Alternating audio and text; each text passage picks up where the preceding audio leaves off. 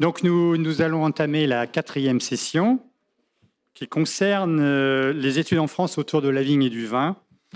Et donc, nous allons, première table ronde qui va consister à des témoignages, en fait, de personnes, d'éminentes personnes ici autour de la table qui ont fait une partie de leurs études en France et qui en ont probablement retiré un certain bénéfice et dont ils vont nous partager le témoignage.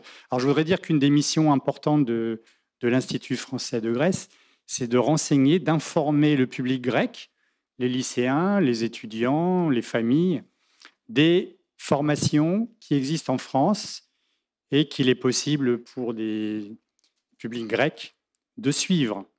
Je peux vous donner une petite information. Il y a actuellement 3300 étudiants grecs en France. Notre espoir, c'est qu'ils reviennent en Grèce, travailler et qu'ils bénéficient de ce qu'ils auront acquis en France.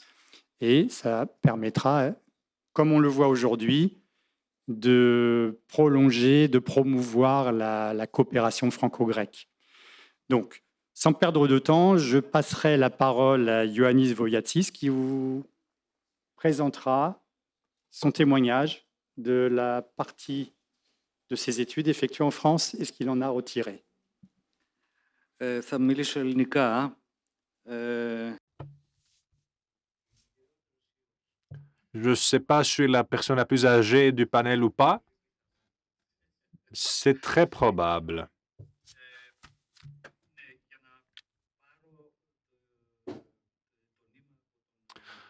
Donc, pour commencer, utilisons ce que Philippe a dit comme point de départ. Je pense que le nombre d'énologues qui ont fait leurs études en France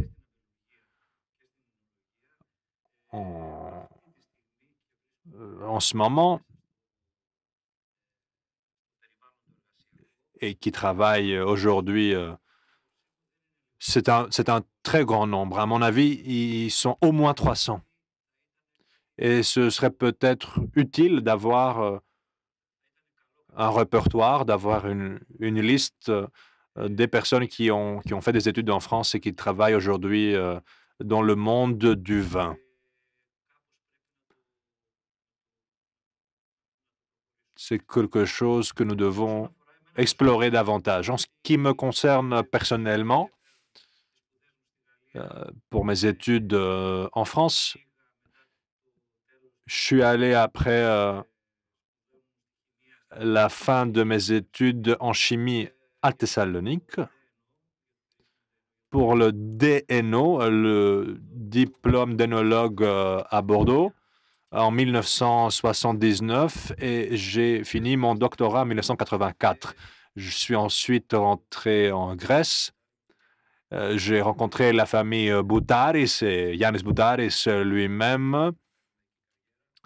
J'ai tout de suite renoncé à un parcours académique, mais j'ai cependant fait 2 semestres à l'Université de Thessalonique quand le professeur à Thessalonique a dû voyager à l'étranger pour une période de temps et ensuite j'ai eu mon propre parcours dans le domaine de l'œnologie, mais aussi dans le domaine de la recherche où j'ai eu mon expérience déjà à partir de mes années en France. Mes études en France étaient de très haut niveau. Je ne vais pas rentrer dans les détails, nous n'avons pas le temps pour le faire, mais en effet, j'ai été équipé de compétences cruciales pour le reste de ma vie, non seulement dans le domaine de l'œnologie et de mes connaissances spécialisées, mais au sens plus large, dans la gestion, dans la manière de voir les choses, dans mon éducation, si j'ose dire, globale. Et mon interaction avec les professeurs, avec les autres élèves, ont été aussi d'un grand bénéfice pour moi. Il y avait un climat, je dirais, que j'ai très rarement ressenti un rejet parce que j'étais grec ou je venais de l'étranger. J'étais vraiment accueilli chaleureusement en France et c'est une des raisons pour lesquelles j'ai pu maintenir mes relations avec l'université, avec mes camarades et qui encore aujourd'hui nourrit mon parcours professionnel. Avec la société Boutaris et l'équipe, Yannis est aujourd'hui ici présent, nous avons collaboré en ce qui concerne les vins de qualité. C'est ce que j'ai retenu de mes années à Bordeaux en tant qu'étudiant. La qualité et la typicité, deux notions très importantes pour moi. Et j'ai commencé donc dans des régions telles que Santorin en 85. C'était ma première récolte, et avec une évolution que nombreux parmi nous connaissent très bien. Quand je suis allé demander d'effectuer une récolte à une cave de vinification et d'avoir une transportation des raisins ailleurs, on m'a dit, mais ici, c'est presque un pays différent. En Crète, par exemple, ce serait impossible d'accepter une chose pareille. Mais bien sûr, on l'a fait l'année prochaine parce que c'était beaucoup plus facile que d'avoir des nouveaux vignobles, des nouveaux plans. Donc, à travers de nombreuses difficultés, nous avons parvenu à avoir des résultats. C'était un travail créatif, c'était un travail qui me plaisait beaucoup et qui était aussi efficace. Je voudrais aussi évoquer l'exemple de Naousa, où une première étude avait eu lieu de l'Institut de vin de Madame, sous l'autorité de Madame Kourakou. Il s'agissait d'une étude globale de la zone concernant son potentiel dynamique avec des vinifications, etc. Et c'est exactement ce dont nous avions besoin parce que nous avions à l'époque les variétés grecques, mais sans le savoir-faire nécessaire pour les exploiter. Nous n'avions pas les données nécessaires. Et donc, c'est à la base de cette étude que des programmes ont été créés. Certains aussi étaient subventionnés par l'Union européenne. C'était le programme STRIDE à l'époque. Et donc, tout cela a créé petit à petit un groupe de scientifiques avec le département d'études de sol de la faculté de Thessalonique. Nous avons étudié le sol, le terroir de Santorin qui n'a pas été exploité au niveau qu'elle aurait pu l'être. Et à Naus aussi d'autres recherches. Une autre approche concernait également le matériel génétique, les premières découvertes autour de la sélection clonale. Je me souviens quelqu'un qui disait, mais ce serait impossible de faire ça dans 3 ans, d'avoir une sélection clonale. Et en effet, nous avons pu entamer cette procédure. C'est un exemple. Je ne veux pas dire quelque chose de négatif, mais M. Paraskevopoulos a posé la question, combien d'années avons-nous de retard en ce qui concerne les clones? 2 secondes, je vais conclure.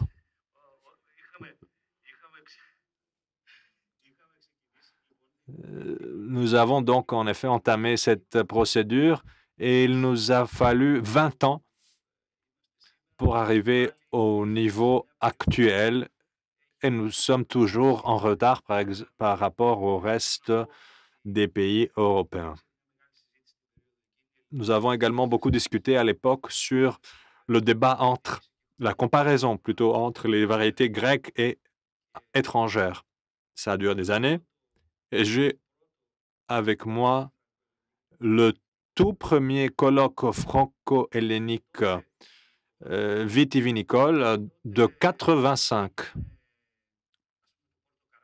Et par exemple, on parlait à l'époque de Porto Caras avec ses variétés, ses cépages provenant de l'étranger. Et j'ai la fameuse phrase du professeur Bulbage, le fameux professeur de Montpellier, l'introduction de nouvelles variétés dans les viticultures en Grèce. Donc, les Français étaient venus ici à l'époque pour discuter sur les manières d'introduire des variétés françaises en Grèce.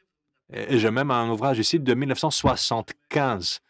C'est le livre que j'utilisais beaucoup, à partir duquel je me renseignais. C'est un rapport de l'Institut du vin et du ministère de l'Agriculture sous Sotirios Sotiropoulos, donc Athènes 1975, les objectifs de cultiver en Grèce des variétés déjà développées, déjà exploitées à l'international.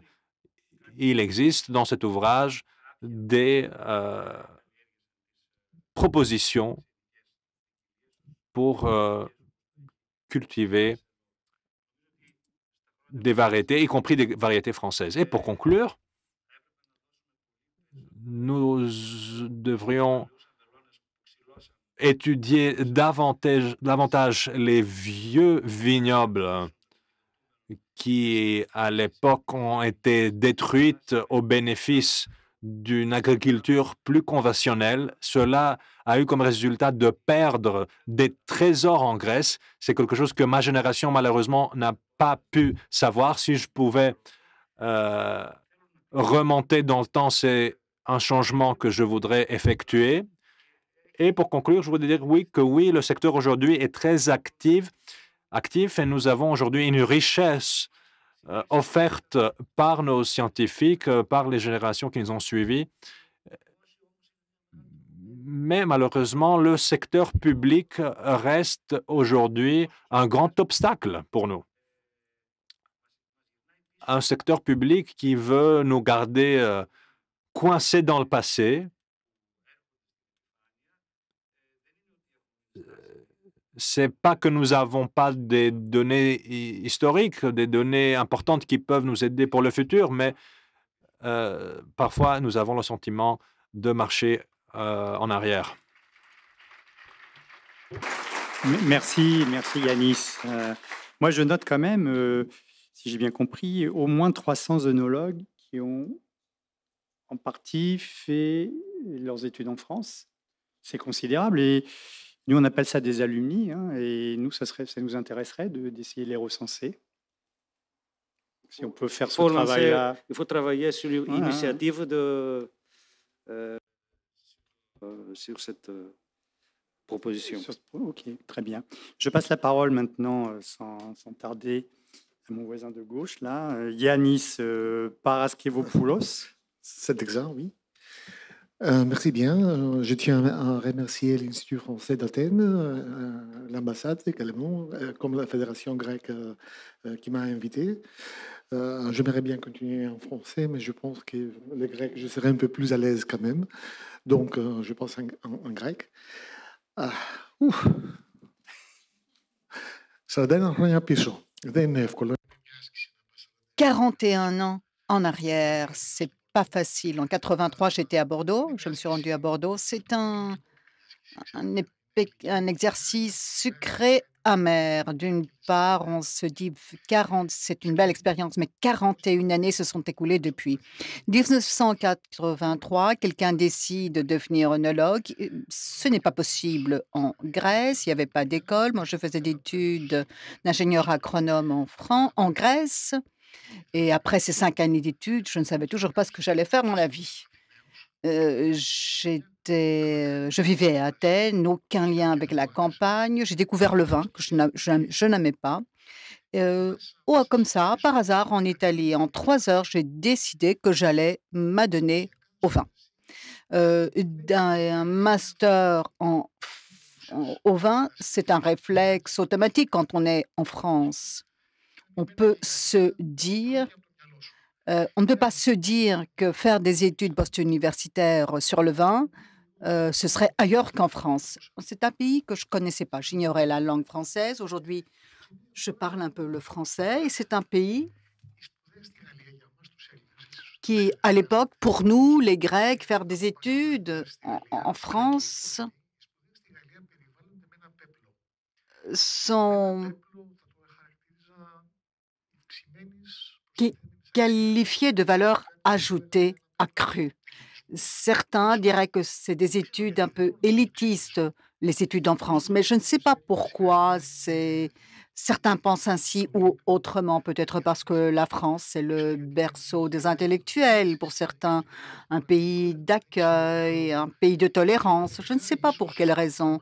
Peut-être parce que le français, en Grèce, c'était la langue d'une élite, mais telle était la mentalité, l'esprit à l'époque. Aller faire des études pour le vin en France, c'était quelque chose d'assez remarquable parce que dans cet environnement de valeur ajoutée s'ajoute également le produit, le vin français. Quand on parle de valeur ajoutée, ici, euh, tout explose. Donc, j'arrive en France, comme bien d'autres Grecs. Yanis, tu as bien dit, peut-être nous sommes plus nombreux, nous sommes plus que 300 ayant fait des études en France, qui doivent faire face à Yves Gloris, que même les Français ne comprenaient pas quand ils parlaient en français. Imaginez quand c'est un Grec qui ne maîtrisait pas, qui ne pouvait pas comprendre son français. Donc, et cette aventure inimaginable commence. 5 années se sont écoulées et des personnalités comme Émile Penaud ou Pascal Ravaillon ne faisaient pas que la une de certains livres, c'était nos professeurs. On faisait de la dégustation avec Émile Penaud. On avait des cours avec Pascal Ravaillon. Ce n'était pas une chose simple, c'était difficile même et superbe à la fois. Et ça nous a permis de découvrir toute une réalité, ce qu'on aurait pu non, vivre en Grèce. Et je vous regarde, chers étudiants, lorsque je faisais des études en France, vous ne pouvez pas vous imaginer, car je constate qu'un tiers de l'auditoire, ce sont des étudiants qui font leurs études d'œnologie en Grèce. 40 années auparavant, chers étudiants, ce n'était pas possible. Il fallait aller à l'étranger. Donc, apprécier la réalité. Et dans tout cela, il y avait un risque. L'éducation qui nous était dispensée, et Yanis peut le confirmer, pour ceux qui sont allés à Bordeaux, c'est un enseignement franco-français. C'était plutôt un enseignement centré sur Bordeaux. Et je me souviens, lorsque nous avons fait, pendant mes 2 années d'études de dégustation, nous avions 2 fois par semaine cours. Demandez-moi combien de fois nous avons dégusté de vin de Bourgogne. Une fois. Une fois.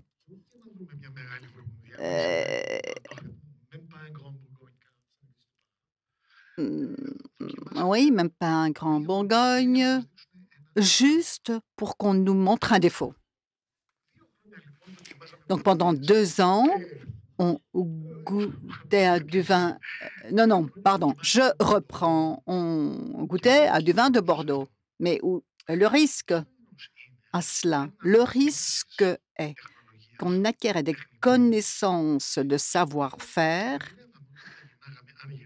des connaissances qui, lorsqu'on retournerait chez nous, on allait les appliquer pour faire des répliques des vins français, ce qui serait catastrophique.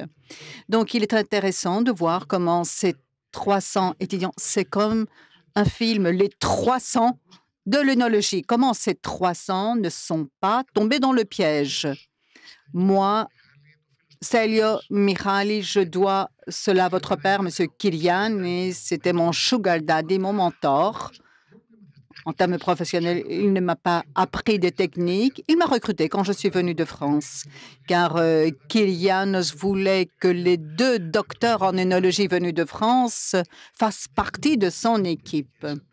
Il m'a appris non pas des techniques, mais le respect à la. Il m'a appris que si on voulait que nos vins grecs aient la chance d'être vendus à l'étranger, on pourrait le faire avec des variétés grecques.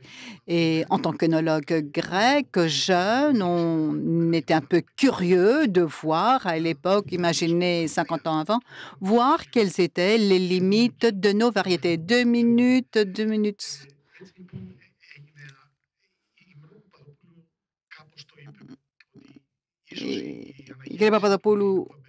Madame Papadopoulou l'a dit, ce renouveau du vignoble est passé également par C300, mais il y avait, à part cela, les sugar daddy, nos mentors, comme votre père, Stavroula Kourak, ou des personnes très importantes pour le vin grec. Stavroula Kourak, ce n'a pas été dit, mais il faut le dire, c'était la présidente de l'OIV. Ça a été dit. Ça a été dit, mais j'étais absent. Je ne sais pas si j'ai quelque chose à ajouter. Je conclurai par ceci. Lorsque quelqu'un fait des études à l'étranger, il n'y a pas que la connaissance acquise, c'est également le fait de créer des liens avec les autres étudiants, des liens qui te suivent tout au long de la vie. On échange des points de vue, des techniques, on arrive à trouver des solutions pour les problèmes communs. Le networking ne se limite pas aux personnes, mais également se répand aux universités. Et cette communauté interuniversitaire qui se crée est un capital très important pour faire face aux enjeux, aux défis. Je suis partie il y a plusieurs décennies, mais j'ai la sensation que ce voyage n'est pas encore terminé. Merci beaucoup. Yanis, je note que vous connaissez bien les vins du Bordelais, alors. Tiens, oui, le Bordeaux. Je les aime bien en plus. Je passe la parole désormais à Georgios Koutseridis, qui est professeur à l'Université d'agriculture d'Athènes.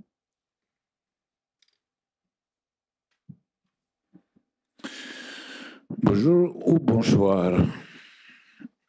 Je voudrais remercier l'Institut français, l'ambassade de France pour l'invitation.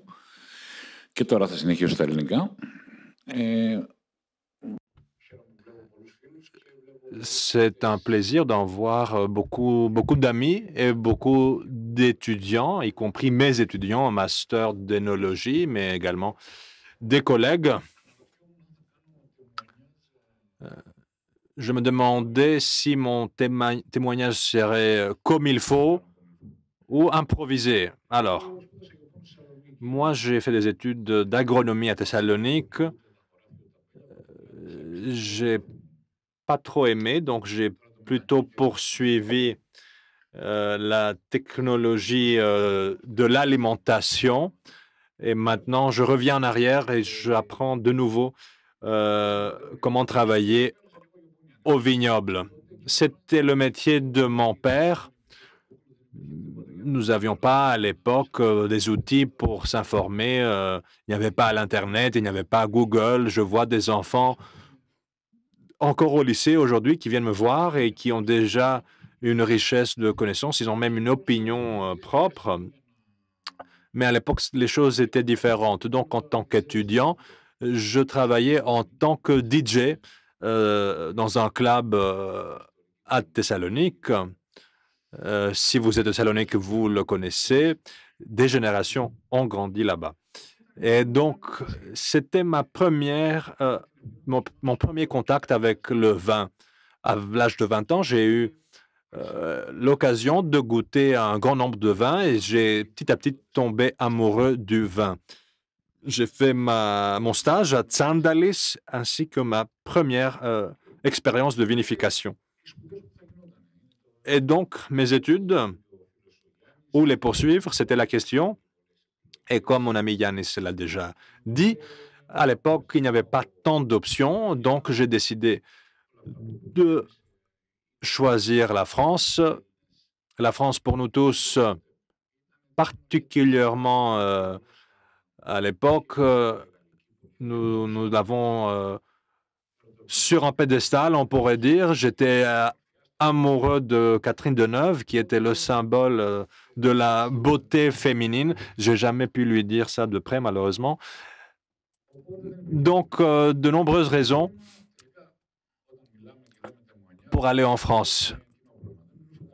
Mon problème, c'était que je ne parlais pas du tout le français.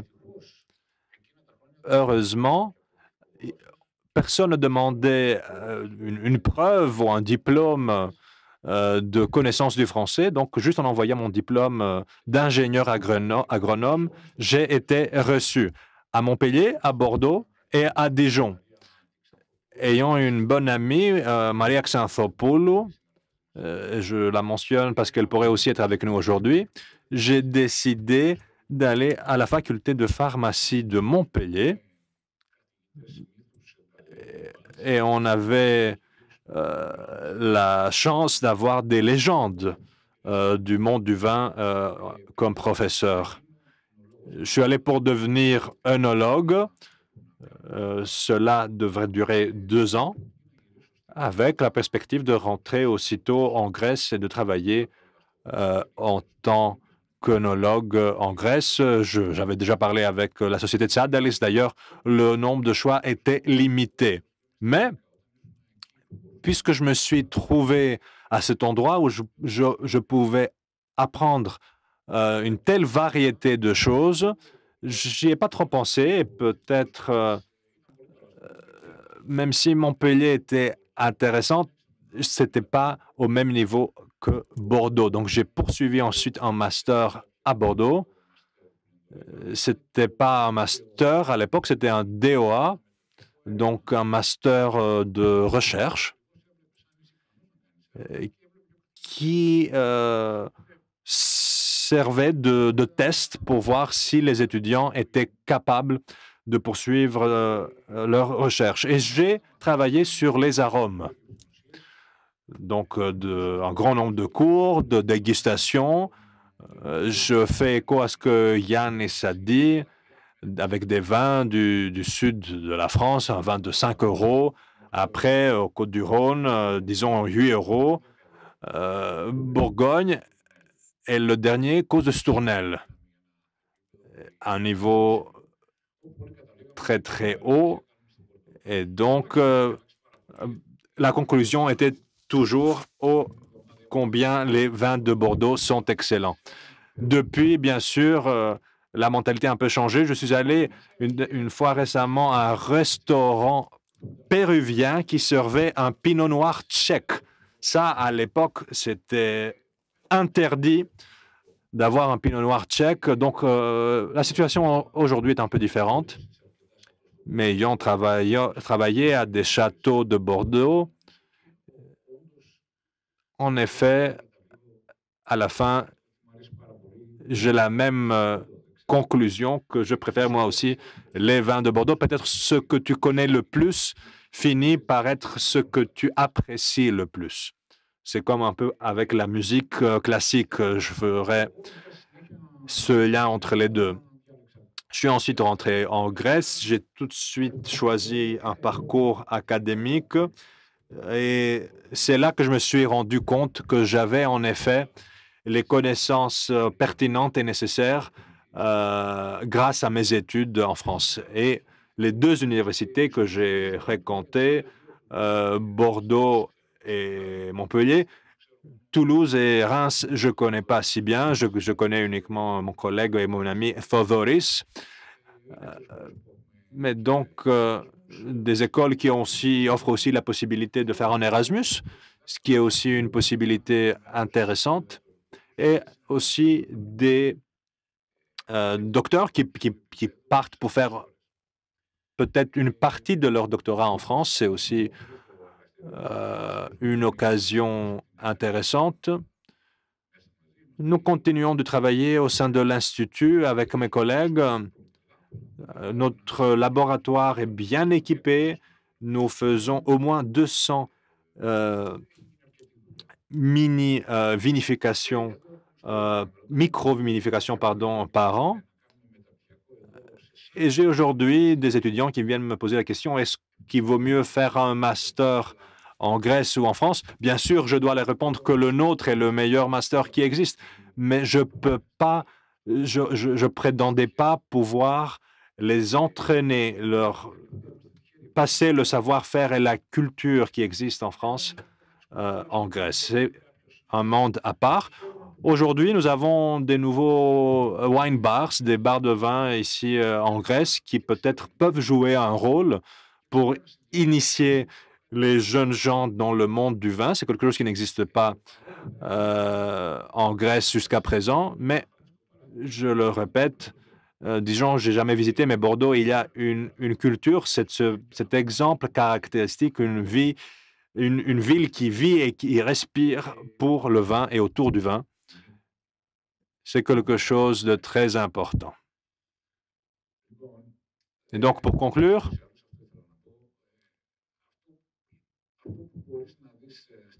ce que vous pouvez témoigner en France, c'est important.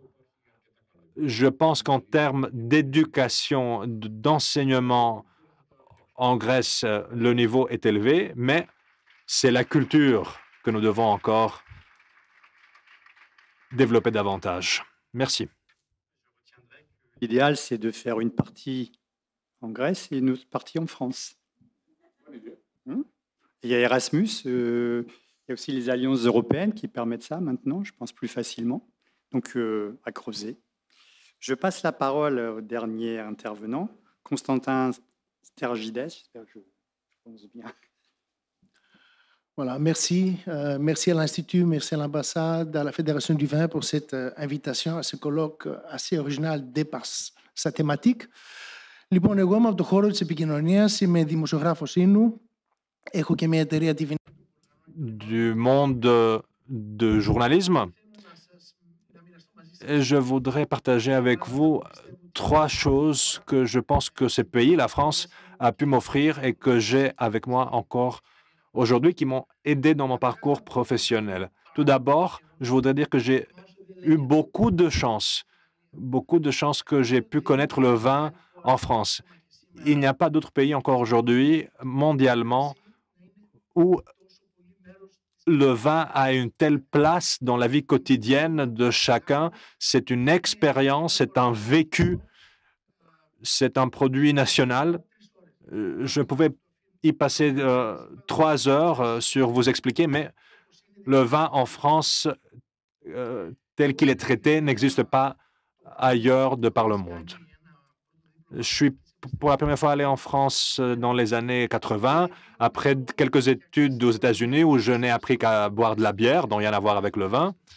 Donc, j'ai poursuivi mes études à Paris 12 et après quelques années, je suis donc tombé amoureux du vin et j'ai décidé de changer complètement de carrière. Heureusement, mes études m'ont offert un certain savoir-faire dans l'écriture, dans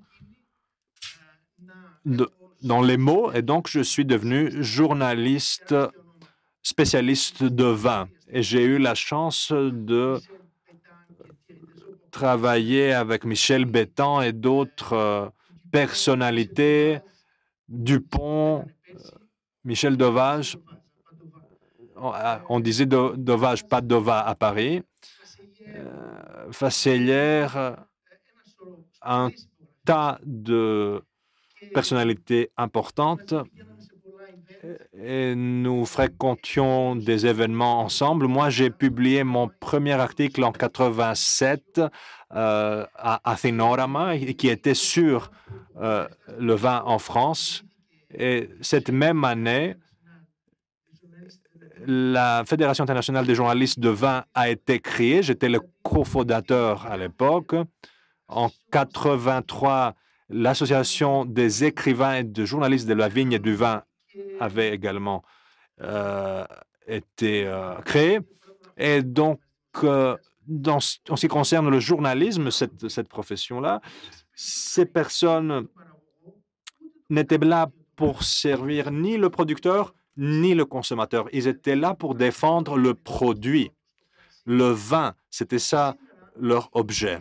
Parce qu'aujourd'hui, le journalisme en Grèce, et en particulier ceux qui proviennent peut-être des écoles de pensée anglo-saxonnes, c'est toujours l'idée de protéger le consommateur, peut-être le lien entre le prix et la qualité, comment aider les consommateurs à faire des choix.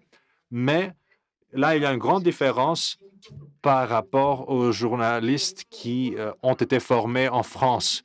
Ils ont une perspective, une approche complètement différente. C'était comme si le vin lui-même était leur client. C'est quelque chose que j'ai suivi comme principe moi-même dans les expositions, dans les salons que j'ai organisés. C'est donc le vin qui se trouve au centre de toute opération. La deuxième chose que j'ai beaucoup appréciée en France, c'était l'importance des appellations d'origine protégée. C'est quelque chose de très important en France. Et cette approche basée sur la géographie, sur le terroir, en France, c'est pratiqué. En Grèce, pour l'instant, c'est que de la théorie. Et dans un troisième lieu, en ce qui concerne les salons auxquels j'ai pu travailler, je crois que les Français sont les meilleurs organisateurs de salons mondialement, même si les Allemands prétendent l'être eux-mêmes. Peut-être ils ne sont pas aussi... ils ont quelque chose en France, quelque chose qui donne une dimension supplémentaire au salon. J'avais visité les salons de Vin de Loire qui se tient à Angers, un petit mais très beau salon. Et pour moi, c'était l'exemple à suivre pour les salons que j'ai ensuite organisés en Grèce. Et je ne peux pas ne pas mentionner Vinexpo, que nous tous, pendant cette période entre 83 et 2003, 20 ans pendant lesquels Vinexpo était le plus grand salon du monde, et c'est impossible de recréer, de répliquer le climat, l'atmosphère de ces expositions de Vinexpo à Bordeaux pendant cette période. C'était vraiment un esprit même de dieu de Dionysos, je pourrais dire, où le monde du vin, les journalistes, les producteurs, les sommeliers, tous ensemble donnaient un autre caractère. C'était un salon commercial avant tout, bien sûr, mais c'était aussi une grande fête, une grande célébration du vin.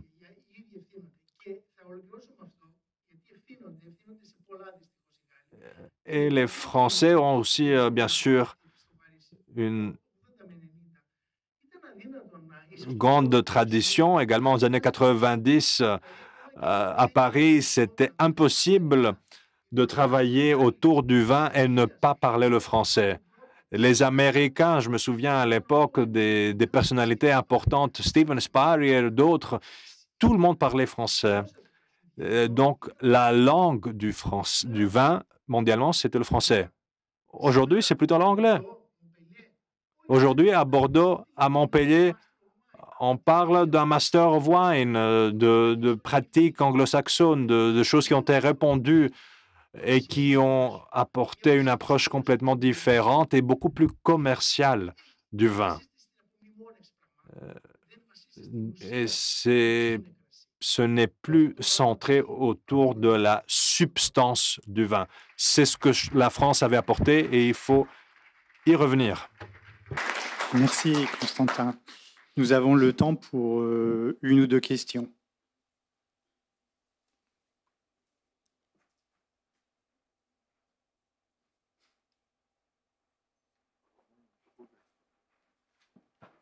Pas de questions, tout a été très clair. Oui. Oui, et simplement, non, juste pour ajouter un commentaire par rapport à ce que disait le président de la Fédération hellénique, j'ai une autre casquette qui est celle de recteur de l'Union des œnologues de France. Et je pense que pour les 70 ans du DNO, puisque ça a été créé en 1955, ça serait peut-être plus facile de demander au centre français qui forme les œnologues en France, dans leur listing, de retrouver les Grecs qui sont passés par ces formations, que peut-être de demander ici en Grèce qui a fait le DNO. Et on pourrait facilement avoir ce contact avec l'Union des œnologues de France.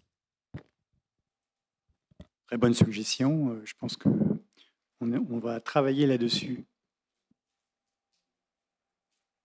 Une autre question? Troisième.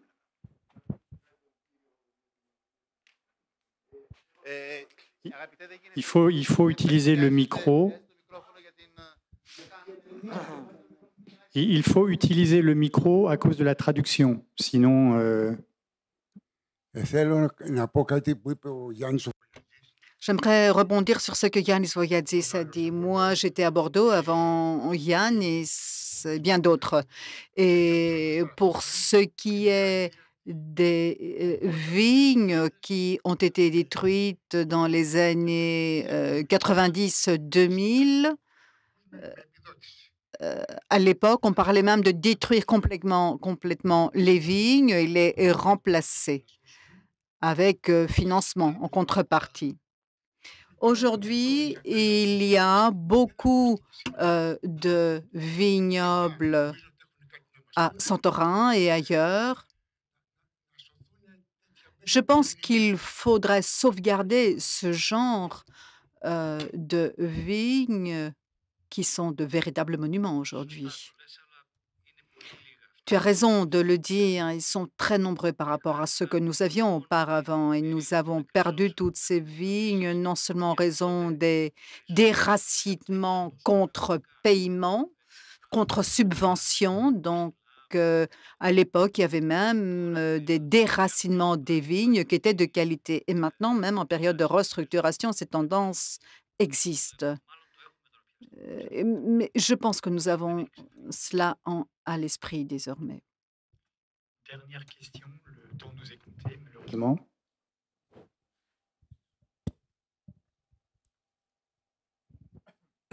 Ναι. Κύριε Monsieur Styliadis, une faveur. En tant qu'étudiant, j'étais en première, deuxième année, comme tous les autres étudiants. Nous assistions à Inorama, la meilleure Inorama, qui était une exposition gratuite pour les étudiants. Je voudrais vous demander une faveur. Si ce n'était pas gratuit, je n'aurais pu faire l'exposition. Vous m'excuserez de répondre. Nous avons une réduction pour les étudiants. Gratuit, c'est pas. Je considère qu'une entrée gratuite ne serait pas juste. Pourquoi? C'est le prix d'un cocktail, d'une boisson. Parce que tous les étudiants viennent à l'exposition. Je pense que ceci améliore le niveau de l'exposition. C'est une question qui est hors sujet. Oui, tout à fait. Nous sommes d'accord. Merci. Merci à nos intervenants et à leurs témoignages. Ah, j'avais dit la dernière, mais très vite alors.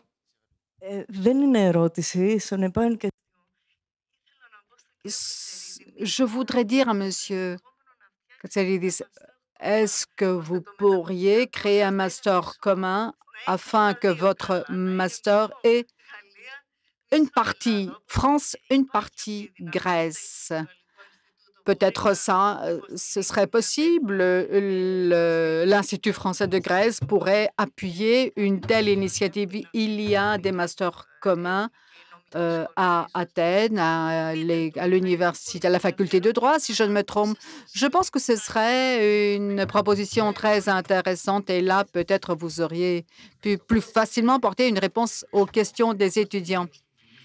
Nous sommes membres de Vinifer, qui est le master anglophone à Montpellier, mais ce n'est pas exactement ce que vous dites. Et d'ailleurs, votre proposition est encore plus intéressante parce que vu l'intérêt aux interventions, l'intérêt pour les variétés grecques, c'est vrai qu'il faudrait y penser. D'ailleurs, il y avait récemment un financement par le ministère pour les masters dans ce domaine. Mais bien sûr, l'aide de l'Institut est la bienvenue. Merci beaucoup.